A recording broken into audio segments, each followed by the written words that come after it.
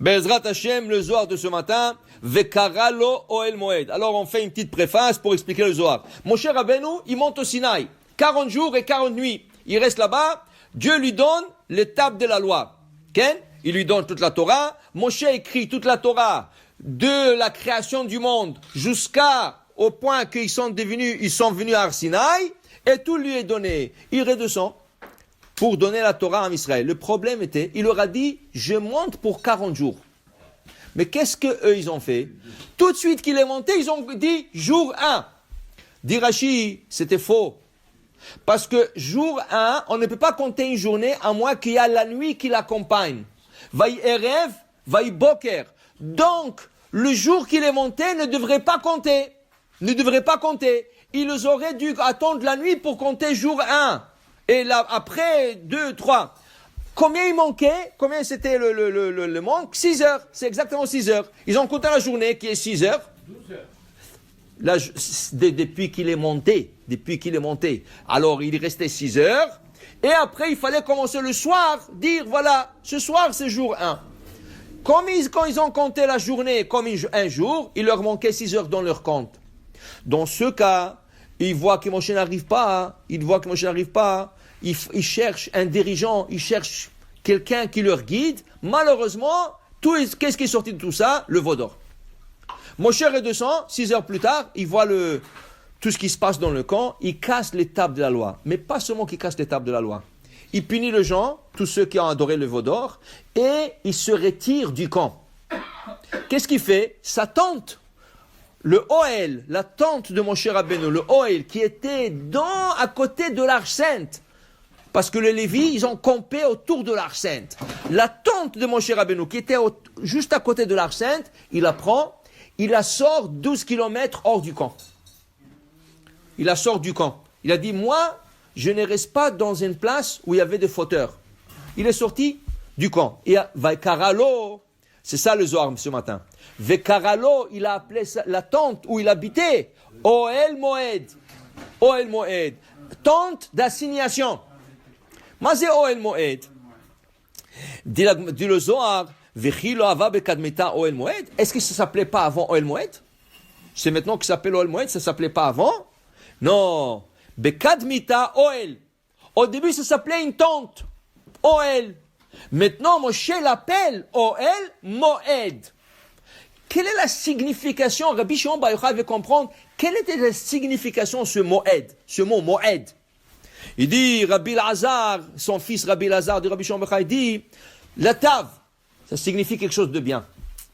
Mais Rabbi Abba Amar le biche. Rabbi Abba, le élève de Rabbi Shimon Bar Yochai, dit non. Moed ne veut pas dire quelque chose de bien. Ça veut dire le contraire. Qu'est-ce que veut dire ça? Rabbi Lazar Amar le tav. Rabbi Lazar, il dit c'est du bien. Ma c'est Moed. Qu'est-ce que c'est Moed? Une fête. Comment on appelle nos fêtes? Moed. Alors il dit ici, comme la fête, c'est Chedva, c'est la joie. Ainsi, Moshe Rabbeinu est content que lo shalta bab gimuta, qu'il n'était pas, lui, affecté par le bgam, par le défaut du veau d'or. Alors il était content. Il s'est retiré, il a dit, Baruch Hashem, que j'étais pas là-bas. Alors il est content, il appelle Oel Moed. Moed, milachon, fête. La fête. Une bonne chose. Et Rabbi Abba Amar, Rabbi Abba, non. Il dit, qu'est-ce que c'est Moed? Qu'est-ce que c'est Moed? Il emmène un verset, Rabbi Abba, il emmène un verset dans Job, le Eyov. C'est écrit là-bas, ou bet Moed lechol chai, ashta ityaev bezimna vechaim kitsuvim le'alma. Hier, on a expliqué que quand ils étaient devant le Sinaï, ils sont retournés au stade de Adam avant la faute. Et Adam avant la faute était censé de vivre éternellement. Ainsi, eux, étaient maintenant, en recevant la Torah, censés de vivre éternellement. 3 millions de Juifs vivent éternellement. Maintenant, qu'est-ce qui arrive? Ashta, maintenant, Dieu leur a dit non, on va limiter ça. Comment on appelle la limite de la vie de l'homme? Moed. Comme dit Job dans son livre, ou bet Moed lechol chai, tout être vivant a une finalité, a un quota, une limite pour sa vie. Ça veut dire que c'est mauvais. Si Moshe l'appelle Oel Moed, ça veut dire qu'il leur dit, vous êtes limité dans votre vie. Parce qu'avant, vous étiez supposé de vivre éternellement. Alors il dit, Rabbi Abba, il dit voilà, ça c'est le Moed dont Moshe l'a appelé. Pour dire deux manières de voir la chose. Mais maintenant, dans la paracha, Hachem il dit à Moshe Rabbeinu, Moshe, moi je suis énervé contre eux. Moi je vais leur punir aussi. Et toi tu t'es retiré. Qui c'est qui va les approcher? On ne peut pas tous les deux se retirer du peuple. Moi je me suis retiré. Et toi aussi tu retires. Au moins toi reste avec eux.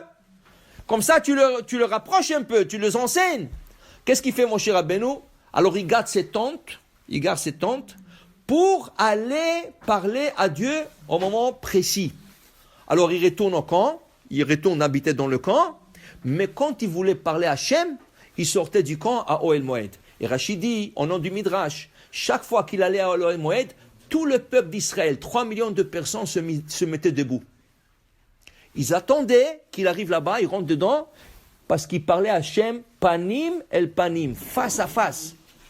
Il disait à Hachem, voilà, j'ai une question, Hachem, voilà, j'ai besoin d'un enseignement. Il lui parlait face à face à Dieu. Et c'était dans le Ohel Moed, justement dans la tente d'assignation qu'il parlait à Hachem. Alors pour dire qu'à la fin, Moshe est retourné, et cette tente est devenue la tente où Moshe se rencontre avec la Shekhinah pour savoir les enseignements, pour donner ça au peuple d'Israël. Amen ve Amen.